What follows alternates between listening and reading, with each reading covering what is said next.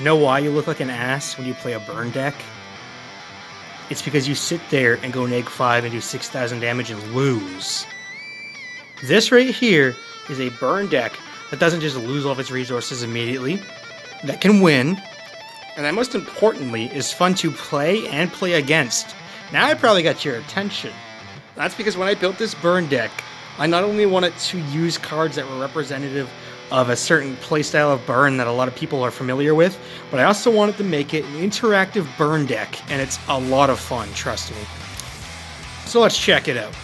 Starting off, we got 2 Lava Golem, the sort of boss monster to say. Get rid of 2 monsters, start doing a bunch of damage. You probably know where this is going if you've seen a burn deck before, but if you don't, then pay attention and keep watching, because things are about to get crazy. We got 3 Solar Flare Dragon.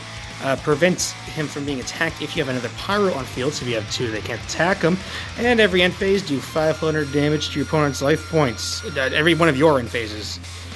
Got 2 UFO Turtles to search them out. We're not playing 3 because 3 is really bricky. And, I mean, we already got 3 of these guys. We don't need more cards to get them out that bad.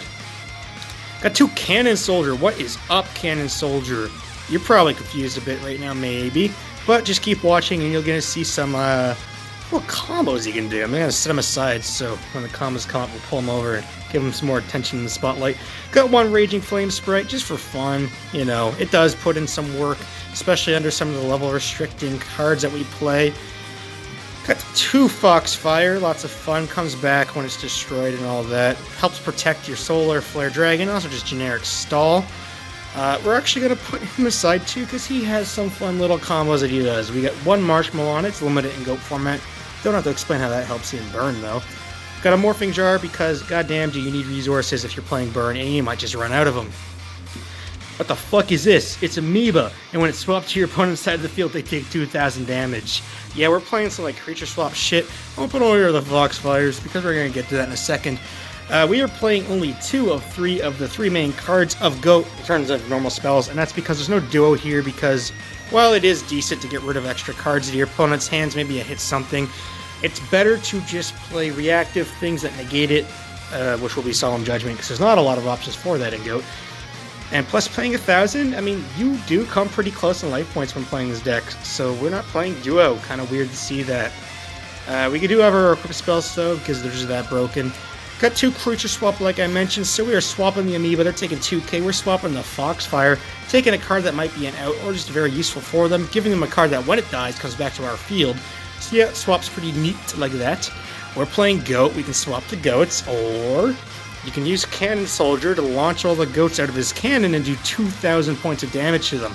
Now, that's some versatility right there, not to mention that if it's coming close down to the wire, you can summon this guy kind of like that Flaming Baseball Kid, but more generically useful to bring your opponent's life points to 0 when they get to a critically low level. Got 3 Messenger apiece because this card is stupidly broken. This is what keeps you alive. This is what really makes playing against this really annoying. Especially because we have so many stall cards there. Even if one of them gets nuked, we can just play another. Got some level limit area Bs. It is semi-limited in GOAT format, so you know, this kind of combos of Raging Flame Sprite, all that shit. We got 1 Swords, because it's at 1 in GOAT. Moving on to the traps, we're only playing 2 of the real big traps, and that's because this is the one that gives us monsters that do damage, and this is the one that does damage. We got this thing here, it's at 1 in GOAT, just so you know. Does some damage. Ceasefire is also at 1, but it's even better than Magic Cylinder because it negates the effects of flip effect monsters that it flips face up. So you'll see this in other decks, not just to do burn damage, but to prevent flip effect monsters from going off. It's kind of nuts. Check it out if you're not already. We got 2 Nightmare Wheel. People seem to forget this exists when they're playing Retro Burn. You know, just prevent something from attacking, and every one of your standby phases inflict 500 damage to them. It's pretty great for a burn deck. 2 Gravity Bind is semi-limited. You know how it be. We got 3 Solemn J. Normally I do not recommend playing Solemn J really at all in GOAT format because paying half your life is just that crazy. And doing a 1-for-1 removal, you know, it's not like Modern Yu-Gi-Oh! Where negate is such an important and powerful thing. Really why we're playing these is because of Heavy Storm. When you're playing this deck, Heavy Storm is your enemy and you need something to stop it. And this just happens to also be a very versatile card outside of only stopping Heavy Storm, so that's why we're playing 3 of it. Alright, this was part of a series called Daily Deck Profiles. I'm going to be doing over 100 deck profiles one every single day, starting off in GOAT format and working our way all the way up until Hat format.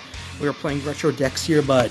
We got quite a few more GOAT decks to go, so if you're interested, give me a sub for Spub, and get ready for a whole lot more casual, fun, creative GOAT decks.